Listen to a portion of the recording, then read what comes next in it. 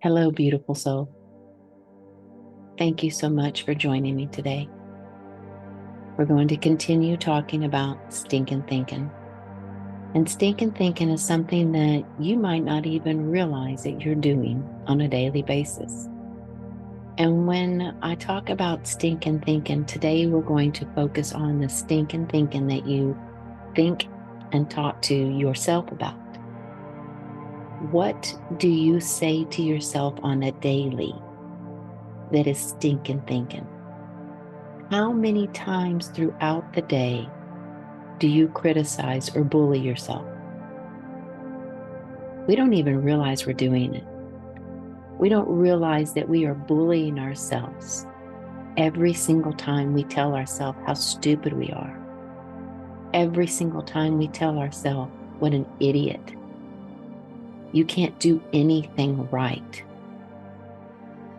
Why do you always make these bad decisions? See, these things right here are stinking thinking and stinking thoughts that pop out of our mouths at ourselves. I know there's so many people in the world, if they say that to us, it's like fighting words. We're ready to go at them. Why aren't you doing the same thing about yourself? Why are you not coming back at yourself and going, no, I'm not stupid. I might have done an action that wasn't thought through properly, but that doesn't make me stupid. See, we bully ourselves because we don't even know our worth. Once you understand your worth, you wouldn't talk to yourself that way. You realize that tasks and jobs, those are just things that need to be done. You don't need to take an emotional attachment to it. When you're doing a task or a job, if you don't do that task or job correctly, you just have to go back and do it again. Learn what you didn't do correctly so that you can do it correctly. Now, I'm not talking about perfectionism. If you're one who has this stinking thinking about everything needs to be perfect and you beat yourself up if it's not perfect, I'm going to give you a little hint. Nothing is perfect. Nothing. There's absolutely nothing in this world that is perfect. You have to be okay with the way things truly are, the realness of them. Recognize what part of it you want to be a part of. See, when something that you think and then something that you do puts you in a state of mind that has you beating yourself up, you are in complete control of that. You get to choose what thoughts you think upon. So if you start thinking negative thoughts about yourself, that in turn has you making negative actions. Let's say you are going out drinking or doing drugs or doing different type of behaviors that are destructive to your body because you're upset with a job that you did and it's not perfect. See how you can let a task or a job affect you so much that you will do things that hurt you, things that actually steal your life away from you instead of giving you life. See, if you are not in this present moment, truly here in this present moment, if you are stuck in the past, or you're thinking so much about the future that you can't even be in this moment to enjoy the moment, that's your stinking thinking.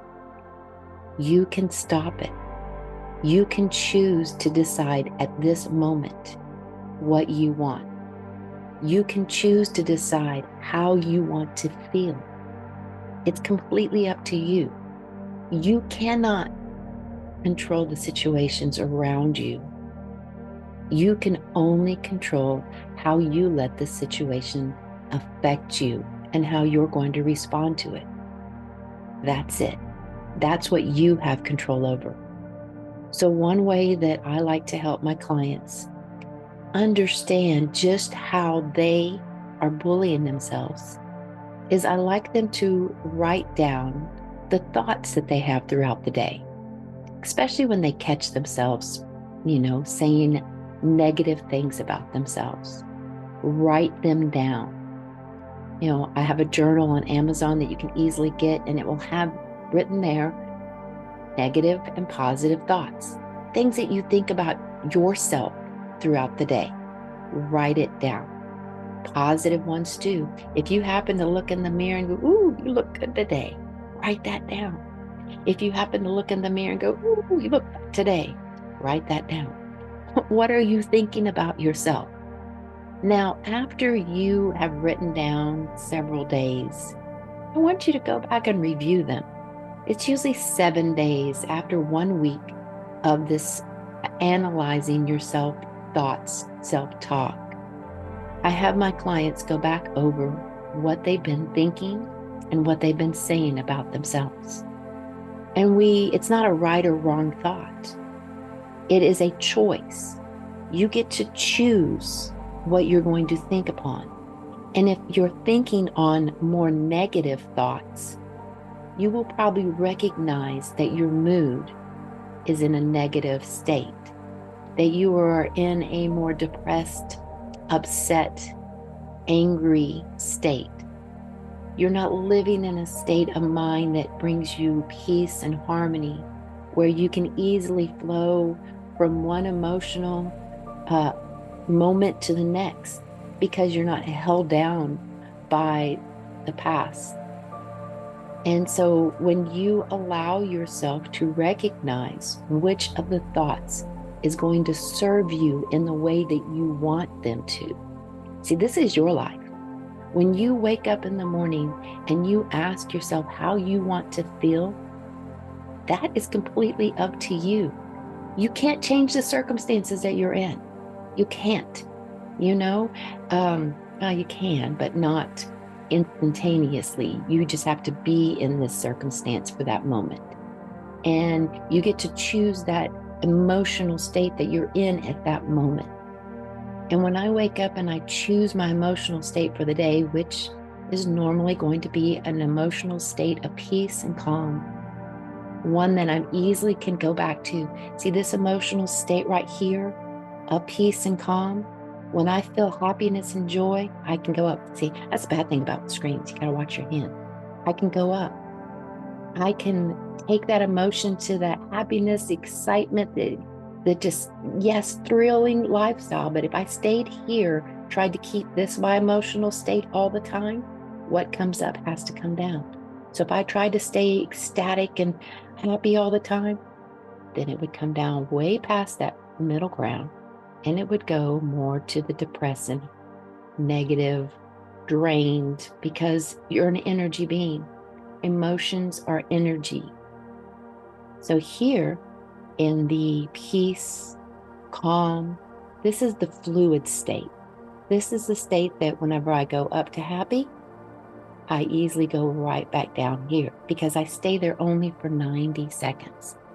I choose the emotional state I'm in. I don't let a task or a job tell me how I'm supposed to feel. That's just there to give me information on what I need to do. And once I have that information on what I need to do, I just do the task. I stay in the emotional state that I choose to be in. So with that knowledge, when you wake up every day, and if you wake up in a bad mood, it's your choice to stay in that bad mood. I know you can give me a whole list of everything that's going on in your life. You can tell me how horrible it is. You can tell me all the things that are going on and how you have every right to be in the bad mood. You're right. You do. I'm not here to tell you how you're supposed to feel at all. I'm here to tell you that you have a choice. You do. You are in control of what you think on. And if you are thinking the thoughts and it's being expressed in a negative emotional way, It's because of the thoughts you're thinking. If you choose to change your emotional state, you have to create new pictures in your head. You have to create a picture that will make you feel what you say you want to feel. So let's give an example of there's just chaos going on in your life. I mean, everything seems to be happening to you. The worst is going on all around you, and you don't feel like you can go on anymore. And you're going to notice that more stuff is going on, and you recognize everything else that's piling up on you, and you become more and more drained, more tired. You just don't want to get up.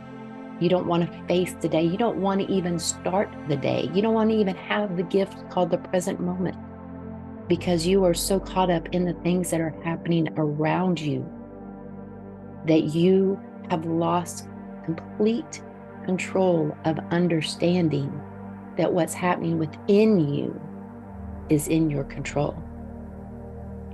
What I mean by that is the thoughts that you get to think on. Remember, you can't control the thoughts that pop in your head. They're just going to happen.